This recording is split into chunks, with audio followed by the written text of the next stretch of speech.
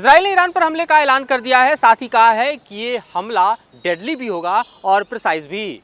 नमस्कार, मैं हूं मधुरेंद्र कुमार और आप देख रहे हैं मेरे साथ रणनीति। और आज हमारी नजर इजराइल के उन मिलिट्री इंस्टॉलेशंस पर गड़ी है जहां से ईरान पर हमले को अंजाम देने के लिए उनके फाइटर जेट स्क्रैम्बल होते नजर आ रहे हैं। और साथ ही सैटेलाइट इमेजरी के जरिए देखिए तो इजराइल ने भी अपनी मिसाइल ताकत को पूरी तरह से ईरान पर कहर बरपाने के लिए तैयार रखा है।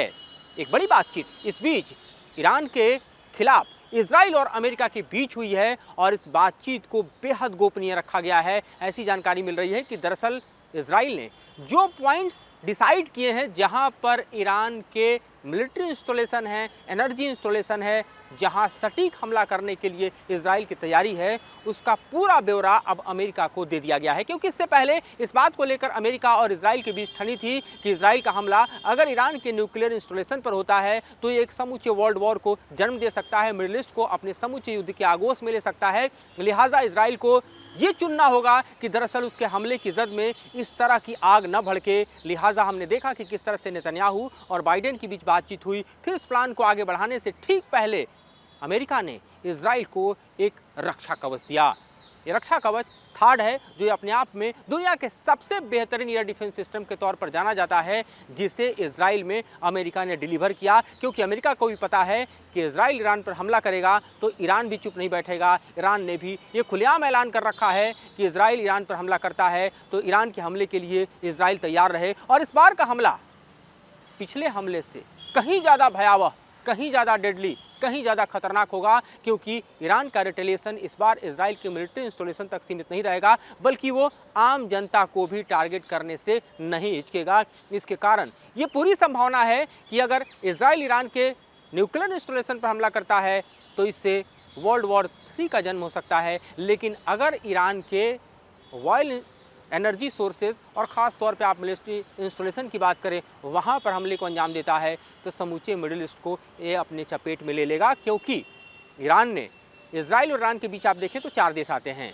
साफ तौर पे देखें तो कतर है, जॉर्डन है, सऊदी है और यूएई है। तो ईरान ने इन चारों देशों को पहले से ही धमका रखा है कि अगर ये अपने एयर स्पेस को या फिर मिलिट्री बेस को किसी भी तरह से इजराइल के हाथों इस्तेमाल होने देते हैं तो इन देशों के खिलाफ भी ईरान हमला करेगा। ये देश भी युद्ध की आगोश में आएंगे, जद में आएंगे। इसी बीच हम ये देख रहे हैं कि जॉर्डन ने साफ कर दिया कि दरअसल वो पूरी तरह से प्रिकॉशन बरतेगा। और अब कतर ने कहा है कि वो अपनी ज़मीन पर अमेरिका का जो सबसे बड़ा मिलिट्री बेस है उसका इस्तेमाल ईरान के खिलाफ नहीं होने देगा। तो ये भी हमें साफ तौर पर दिखाई दे रहा है जो ईरान अपने लिए डिटरेंट क्रिएट कर रहा है।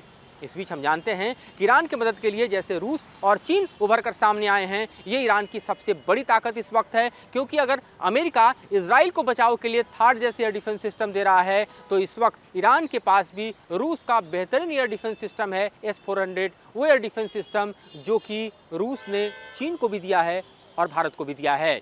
तो ऐसे में हम देखें तो ईरान ने भी अपने बचाव के समूचे तैयारी कर रखी है। और इसके अलावा हम देखें तो चीन से ख़ास तौर पे लेज़र डिफेंस सिस्टम जो है वो भी ईरान में डिलीवर होता हुआ दिखाई दे रहा है। और जानकार बतला रहे हैं कि ये चाइनीज़ लेज़र गाइडेड ऐसा सिस्टम है जो एनिमी मिसाइल को टैकल कर सकता है, इंटरसेप्ट कर सकता है, उसे निस्तेनाबूद कर सकता है। और ये हथियार दरअसल जो दिखाई दे रहा है वो चीन के शेनोंग शील्ड 3000 की तरह ही दिखाई दे रहा है, जो अपने आप में कह सकते हैं कि बेहतर डिफेंस सिस्टम है जिसकी डिलीवरी चाइना ने चुपके चोरी चोरी या यूँ कहें कि दुनिया की नज़रों से बचाकर ईरान को किया है। क्योंकि अगर ईरान और ख़ास तौर पर आप चीन के रिश्तों को देखें तो ये रिश्ते भी काफ़ी हम कह सकते हैं कि टाइम टेस्टेड हैं। 2019 के बाद से अब तक अगर हम ऑयल इंपोर्ट की बात करें तो साफ तौर पर दिखाई देता है कि चीन के बीच में और ईरान के बीच में जिस तरह से ऑयल इंपोर्ट है वो अपने आप में इस वक्त का सबसे ज़्यादा है। चीन इस वक्त ईरान से लगभग अपनी 90% ऊर्जा ज़रूरतों को पूरा कर रहा है,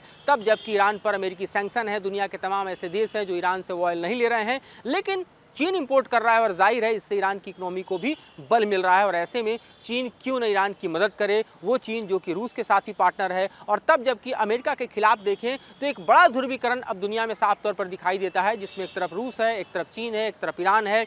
नॉर्थ कोरिया को भी हम इससे अलग नहीं कर सकते हैं। और जाहिर तौर पर ये अपने आप में एक ऐसी चौकड़ी है जो अमेरिका के खिलाफ खड़ी है और ये इजराइल के जो मंसूबे हैं उसको फलीभूत नहीं होने देना चाहती है और इसलिए ईरान के साथ ये पुरजोर तरीके से खड़ी दिखाई दे रही है। है। इस वक्त की स्थिति में हम देख रहे हैं कि इजराइल के सामने एक यक्ष प्रश्न हिजबुल्लाह ने भी खड़ा किया जब उसने लो फ्लाइंग ड्रोन के जरिए, हमने देखा मिरसाद 1 के जरिए, इजराइल के हाइफा स्थित उसके मिलिट्री इंस्टॉलेशन को दहलाया, जिसमें इजराइल के 4 सैनिक मारे गए, 60 से ज़्यादा घायल हुए। और उसने बतला दिया कि इजराइल का यह डिफेंस सिस्टम अब हिजबुल्लाह के हाथों भी अभेद है। और अभेद इसलिए हम कह रहे हैं क्योंकि अब तक तो हम देख रहे थे कि जो रॉकेट, दरअसल चाहे कत्यूसा रॉकेट हो या इस तरह के अन्य रॉकेट हो, इसका प्रहार जब हिजबुल्लाह इजराइल के ऊपर कर रहा था तो आसानी से आयरन डोम उसको इंटरसेप्ट कर रहा था। लेकिन अब जबकि लो फ्लाइंग ड्रोन का इस्तेमाल हिजबुल्लाह कर रहा है इजराइल के खिलाफ, तो उसे इंटरसेप्ट करना बेहद मुश्किल हो रहा है और ये अपने आप में घातक हमलों को इजराइल के खिलाफ अंजाम दे रहा है। हिजबुल्लाह के कमांडर ने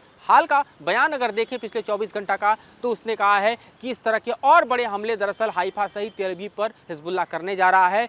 पलटवार करते हुए इजराइल ने भी एक बार फिर से बेरूत में बॉम्बिंग की है। ये अपने आप में अगर देखें हम तो 1 अक्टूबर से अभी तक के बीच की सबसे बड़ी बॉम्बिंग है। और ये खास तौर पे आप देख रहे हैं कि जो इलाका इस वक्त आपको मैप पर दिखाई दे रहा है, ये इलाके बेरूत और उसका आउटस्कर्ट्स के दिखाई दे रहे हैं, जहाँ पर इजराइल इस तरह के हमलों को अंजाम दे रहा है। तो एक तरफ इजराइल और हिजबुल्लाह की जंग जारी है, दूसरी तरफ ईरान के खिलाफ इजराइल की तैयारी है और किसी भी कीमत पर इजराइल जो है वो ईरान से अपना बदला चुकता करना चाह रहा है। तो जो वर्ड यूज़ किया है इजराइल ने ईरान के खिलाफ हमले के लिए, वो किया है आई टू आई, यानी आँख के बदले आँख। अगर आप डॉक्ट्रिन देखें, खास तौर पे इजराइल की मिलिट्री डॉक्ट्रिन, उसमें बेहद प्रोमिनेंटली इस वर्ड को यूज़ किया जाता है आई टू आई, और उसी को हम देख रहे हैं कि सिरे से अंजाम तक पहुंचाते हुए इजराइल करना चाहता है। लेकिन इजराइल के सामने बड़ी समस्या इस बात को लेकर भी होगी कि जो तैयारी ईरान ने की है वो कहीं इजराइल पर भारी न पड़ जाए।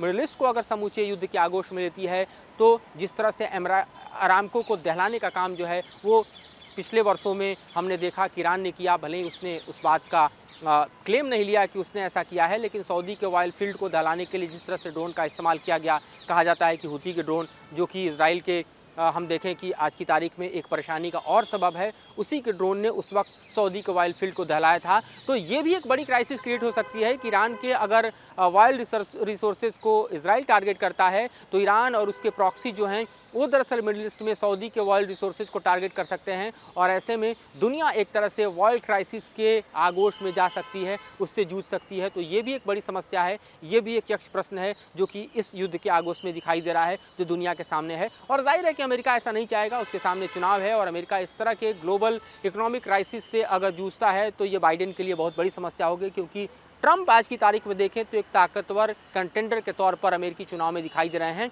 और इन परिस्थितियों को देखते हुए हम ये देख रहे हैं कि भले इजराइल ने ईरान पर हमले की तैयारी की है, लेकिन ये कितना प्रिसाइज होगा, कितना डेडली होगा, ये तय करेगा कि ईरान का भी रिटेलिएशन कितना डेडली होगा और ये युद्ध को किस तरह से भड़काएगा। क्योंकि हमें ऐसा लगता है कि ईरान भी दरअसल इजराइल के इस हमले का इंतज़ार कर रहा है और ईरान के लिए भी ये मुफीद समय है तब जबकि हिजबुल्लाह के साथ इजराइल की ठनी हुई है। वॉर जोन में इस वक्त हिजबुल्लाह है और जाहिर है कि हिजबुल्लाह ईरान का सबसे ताकतवर, हम देखें तो प्रॉक्सी है, सबसे ताकतवर एलाई है। और ऐसी स्थिति में अगर हिजबुल्लाह और दूसरी तरफ से ईरान इजराइल को वॉर में ड्रैग करते हैं, अमेरिका ने भले ही हम देखें तो मिडिल ईस्ट में 40,000 की संख्या में आज की तारीख में अपने ट्रूप तैनात कर रखे हैं। उसके अलावा हम देख रहे हैं कि मेडिटेरियन में खास तौर पे अमेरिकी तैनाती लगातार बढ़ी है, चाहे स्क्वाड्रन की तैनाती हो या फिर आप देखें तो नेवल प्रेजेंस हो। लेकिन ये वॉर इतना आसान नहीं होगा, इस बात को अमेरिका को भी समझना होगा और ऐसे में देखना है कि इजराइल का हमला ईरान पर किस तरह के आगे युद्ध को विस्तार देता है। फिलहाल इस मसले पर इतना ही, इससे जुड़ी जानकारी और विश्लेषण आपके समक्ष हम लेकर आते रहेंगे। फिलहाल मुझे और मेरे सहयोगी जराम को दीजिए इजाज़त।